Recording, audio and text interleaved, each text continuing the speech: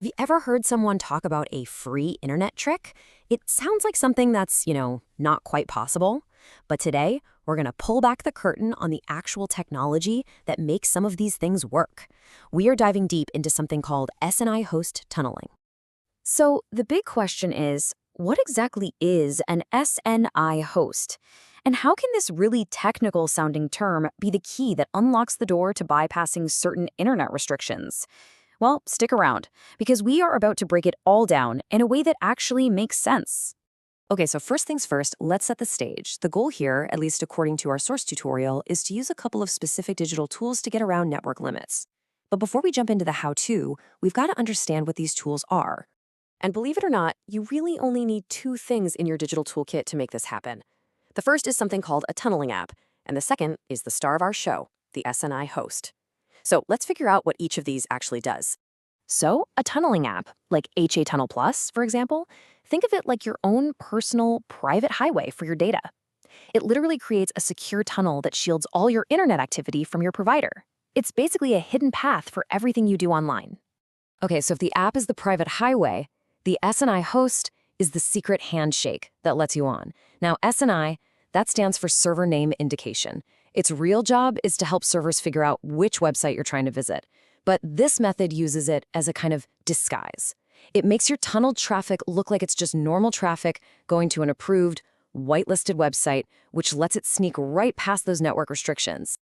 All right, enough theory. Now that we get the tools, let's actually get our hands dirty with the setup. I'm going to walk you through finding a host and getting the app configured, and you'll see it's actually way more straightforward than it sounds. This quote from our source material really just cuts right to the chase, doesn't it? The whole point is to use these apps to build that free internet connection. So with that as our goal, let's go find the key to get it done. So where on earth do you find one of these SNI hosts? Well, the tutorial lays out a really simple process. You just pop open your web browser, search for an SNI host generator, pick your country from a list and hit generate. And boom, you'll get a list of potential hosts you can try out. So once you've got a host, it's time to plug it into the app. You'll flip on the custom setup switch, then choose custom SNI, and that's where you paste in the host you just found. Now this part's really important. Make sure you check the Preserve SNI box. That helps keep the connection stable.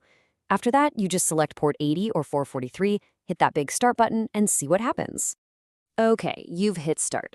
Now what? This is where you become a bit of a detective. The key is to watch the app's log to see if the host you picked actually works. It's all about reading the results. Now, the very first thing you need to know is, don't panic if you see the word rejected pop up. That is a totally normal part of the process. The app might try, get rejected, try again. What you're really waiting for is that beautiful, beautiful connected successfully message. It really just boils down to a super simple feedback loop. If you see connected, hey, congratulations, you found a host that works with your internet provider. But if the log just keeps spitting out rejected over and over again, well, that's your sign. That host is a dud, and it's time to go back to the list and try another one. Okay, but what if you want to take this to the next level? There's a really, really clever pro tip in the source material. This quote here points to a way you can leverage a very specific kind of data plan to power your entire device. And this is where it gets really interesting.